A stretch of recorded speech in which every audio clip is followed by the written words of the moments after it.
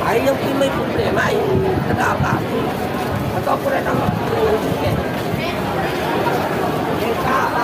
buti sa sama kayo. Walang pinagawa niya rin. Uy, action na.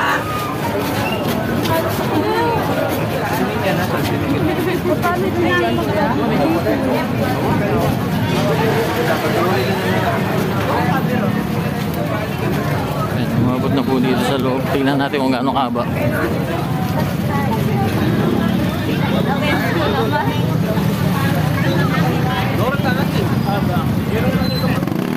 Grabe ang haba nito. Yan, gandito po sa may labasan. Ay, ma'am.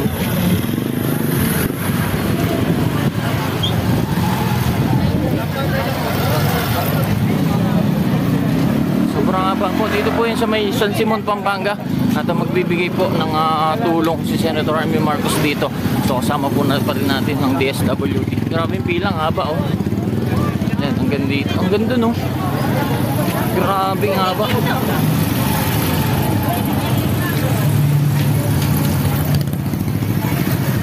Lah.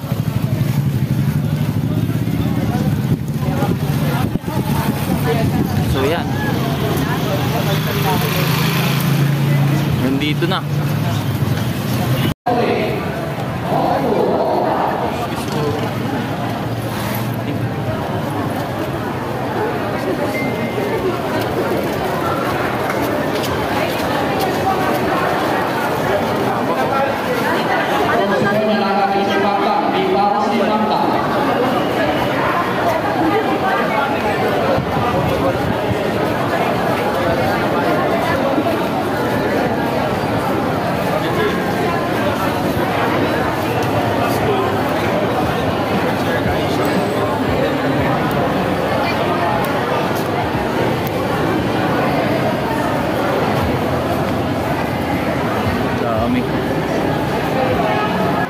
So, bakit maaga? Normally, mga December pa tayo nagtatawag. So, gusto ko lang pong sabihin, napaaga lang po kayo upon the request of Senator Amy Marcos. Kasi, syempre, busy po yung tao. Gusto po niyang, ito po yung free time niya. Kaya po ni-request niya na magkaroon kaagad ng payout. So, sa mga hindi po nakasama sa payout, huwag po kayong magpanik. Kung meron po kayong mga kapatid, pamangkin, or nagpanik dahil kayo tinawag sila, hindi, relax lang. Okay? Napaaga lang po ito upon the request of Senator Amy Marcos.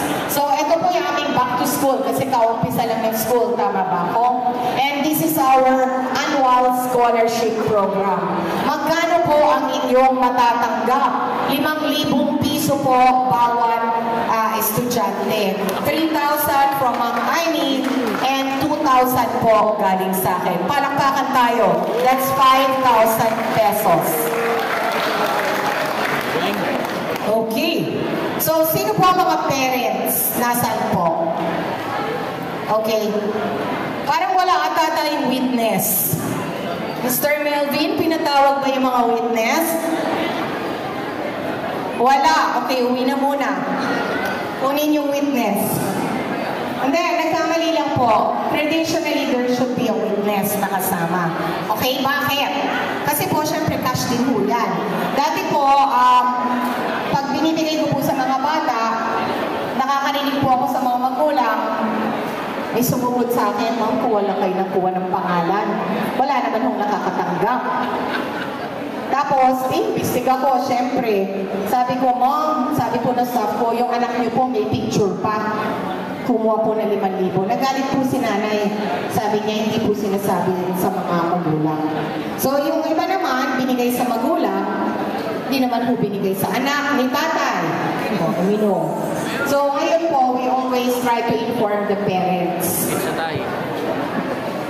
Okay. So, ngayon, ang tanong, bakit po tayo nag-partner with Senator? Siyempre po, yung pondo natin, marami kayo hindi po natin kaya lahat.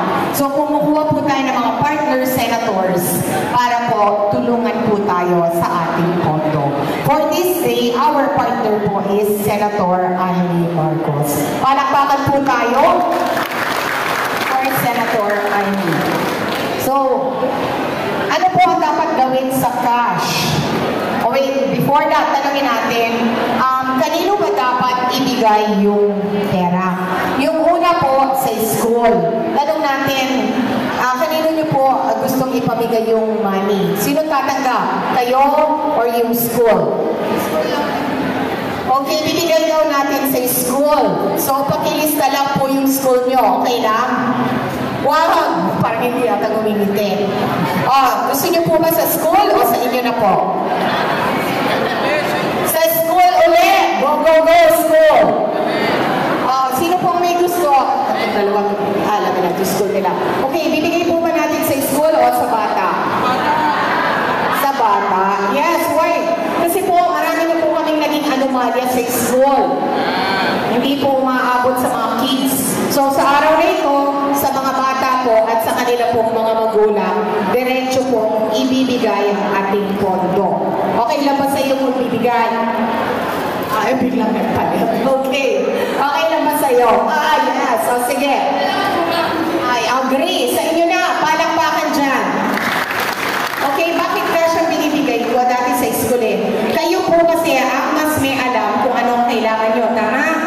Yung iba magbabayad ng tuition. Tama ba ako? Yung iba bibili ng libro. Yung iba magbabayad po ng boarding house. Tama? Yung iba po, school supplies. So, kayo na po bahala doon sa 5,000 na tatanggapin niyo po ngayon. Sa inyo po yun na walang hati. Sa inyo po lahat yun at kayo na po bahala kung ano po ang mas kailangan ninyo ngayong enrollment time. Okay? Dahil po zero visibility po yung helicopter. Sorry kasi marami pang binibigay yung pag dumarating. Anyway, si Senator Amy Marcos po, pakilala na lang po natin. Si Senator Amy Marcos is the sister, ate po ni President Bongbong Marcos. She is the former governor po of Ilocos Norte. She is also a senator since 2019. Very active po siya sa Senado. Nakikita niyo po siya sa TV. Ang kanyang hashtag po ay Amy Solution. Kung may problema po, merong solusyon. At yun po si Madam Amy. Siya po ay kilalang tumutulong po sa magsasaka. Kilala po siya na strong woman. She has 3 kids. She's very active po sa Senate. At maraming pong naitulong sa ating distrito. Just last month, namigay po siya ng mga PSWD packs dito po sa San Juan, sa San Miguel po at sa San Jose. Nakita niya po and sabi niya, Doktora, gusto ko pong mag-join sa inyong Back to School Scholarship Program. Kaya po nagbigay po siya ng pondo at nagsosyo po kami for today.